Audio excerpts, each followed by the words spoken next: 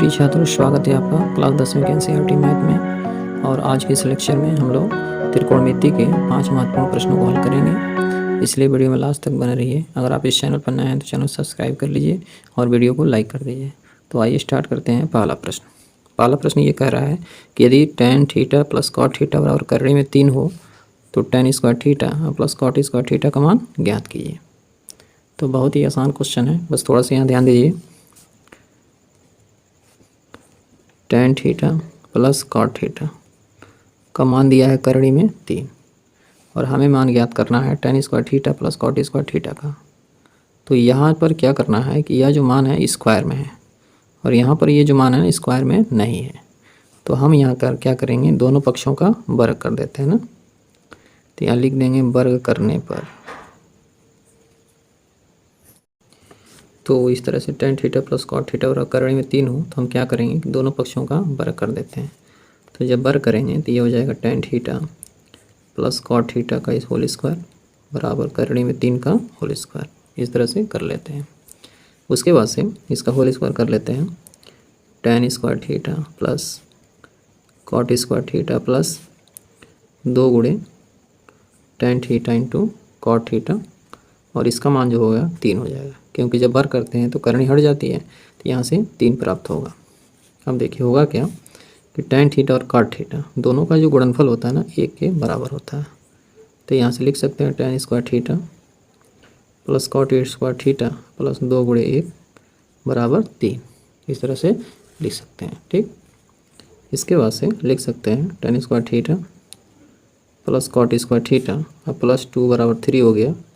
अब इस 2 को हम पक्षांतर कर देंगे दूसरे तरफ, तो इसका चिन्ह प्लस है तो उधर जाएगा तो क्या हो जाएगा, माइनस हो जाएगा।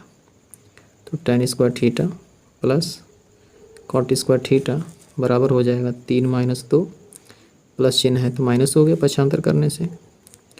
तो tan square theta plus cot square theta बराबर हो जाएगा 1। तो tan square theta plus cot square theta का मान कितना होगा, 1 होगा। तो पहला प्रश्न ये पूछा गया है कि यदि tan theta plus cot theta बराबर करड़ी में 3 हो तो tan square theta plus cot square theta का मान कितना होगा। तो tan square theta plus cot square theta का मान कितना होगा, 1 होगा। ठीक है ना। इसके बाद से आप देख लीजिए क्वेश्चन नंबर 2। तो क्वेश्चन नंबर 2 कह रहा है कि मान ज्ञात करना है, इसका जो है मान ज्ञात करना है। तो लिखा हुआ है साइन स्क्वायर 60 अंश प्लस tan स्क्वायर 60 अंश बटा सेक स्क्वायर 45 अंश माइनस कॉस स्क्वायर 45। इसका मान जो है ज्ञात करना है।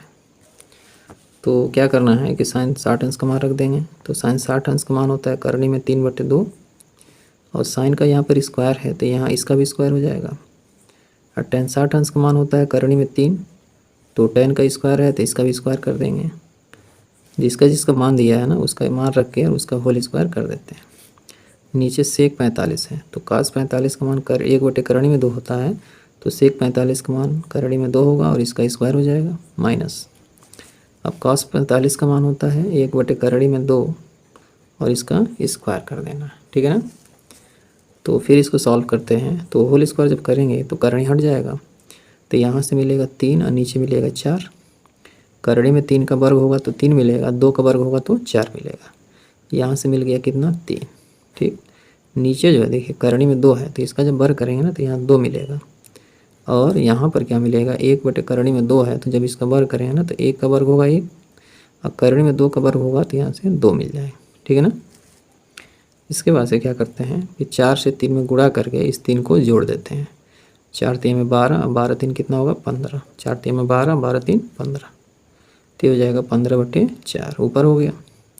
नीचे देखिए क्या है, 2 से 2 में गुणा कर दीजिए तो 2 दूना में 4 और 4 में से 1 घट जाएगा। 2 दूना में 4, 4 माइनस 1, तो हो गया 3/2। 2 दूना में 4, 4 में से 1 घट गया तो ऊपर 3 मिला, 3/2 हो गया। अब होता क्या है कि ऊपर वाले बटे को उतार देते हैं, नीचे वाले को पलट देते हैं। तो 15/4 हो गया और इसको पलट देंगे तो ये हो जाएगा 2 और नीचे 3। तो 2 से 4 को 2 बार में काट देंगे, 3 से 15 को 5 बार में काट देंगे। तो 2 से 4 को 2 बार में और 3 से 15 को 5 बार में काट देते हैं तो क्या बच गया, ऊपर आ गया है 5 और नीचे आ गया है 2। ठीक है ना। तो 5/2 जो है इसका राइट आंसर हो जाएगा तो इस तरह से प्रश्न था कि साइन स्क्वायर 60 अंश प्लस टेन स्क्वायर 60 अंश बटे सेक स्क्वायर 45 अंश माइनस कॉस स्क्वायर 45 का मान कितना होगा। इसका मान होगा 5/2 के बराबर। ठीक है ना। तो आइए जो है अब क्वेश्चन नंबर 3 जो है हल करते हैं। तो क्वेश्चन नंबर 3 में ये कह रहा है कि यदि साइन a माइनस बी बराबर 1/2 और कॉस a प्लस बी बराबर 1/2 तो a और b का मान ज्ञात कीजिए, जिसमें a का मान b के मान से अधिक होना चाहिए और दोनों कोणों का जो मान है वह 0 से बड़ा होना चाहिए और 90 से छोटा या उसके बराबर होना चाहिए, दोनों का योगफल। तो बहुत ही आसान है, बस थोड़ा सा ध्यान दीजिए। पहला जो मान दिया ना उसको लिख लेते हैं, साइन a माइनस बी बराबर 1/2। ठीक, तो साइन a माइनस बी बराबर 1/2 हो गया। तो 1/2 जो है ये है साइन 30 अंश का मान। साइन 30 अंश का मान 1/2।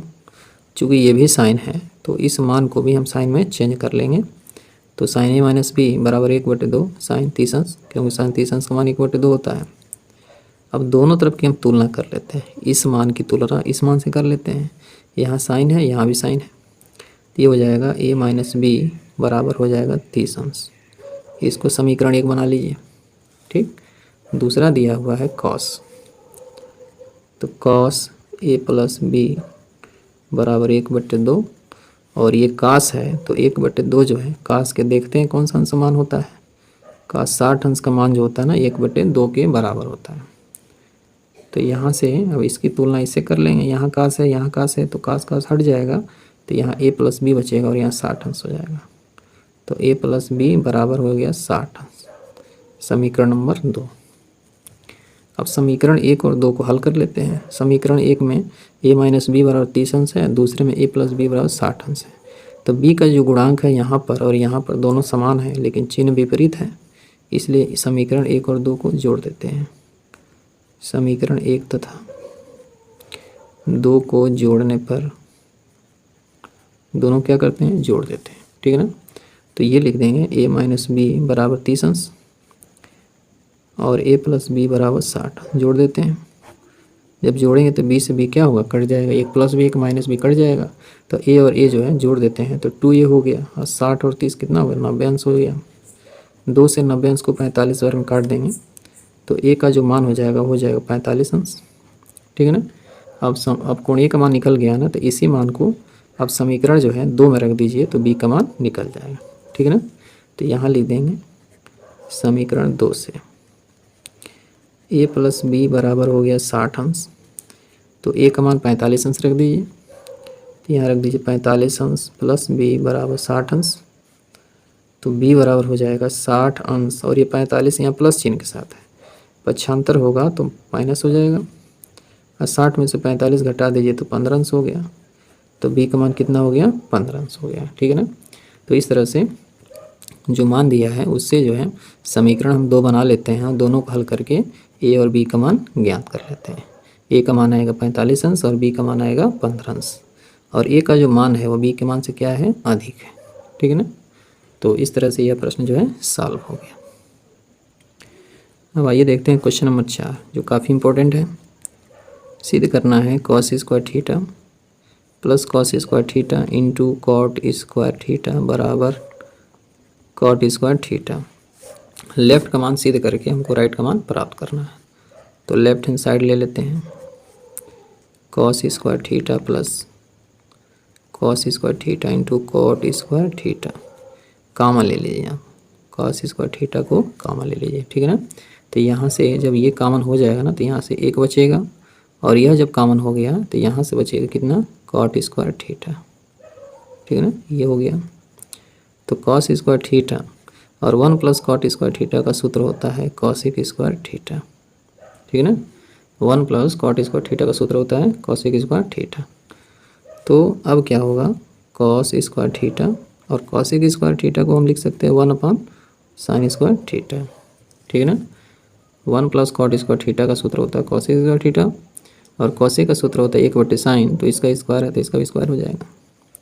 इसको हम ऊपर कर लेते हैं, कॉस स्क्वायर थीटा नीचे हो जाएगा साइन स्क्वायर थीटा। ठीक, तो कॉस स्क्वायर थीटा बटे साइन स्क्वायर थीटा ये हो जाता है cot square theta, cos theta बटे साइन थीटा ये होता है कॉट थीटा का सूत्र, ठीक है ना। तो यहाँ पर कॉस स्क्वायर थीटा है, साइन स्क्वायर थीटा है, तो इसका मान ही हो जाएगा कॉट स्क्वायर थीटा बराबर राइट हैंड साइड। तो इस तरह से लेफ्ट हैंड साइड को हल करके हम राइट हैंड साइड प्राप्त कर सकते हैं, ठीक है ना।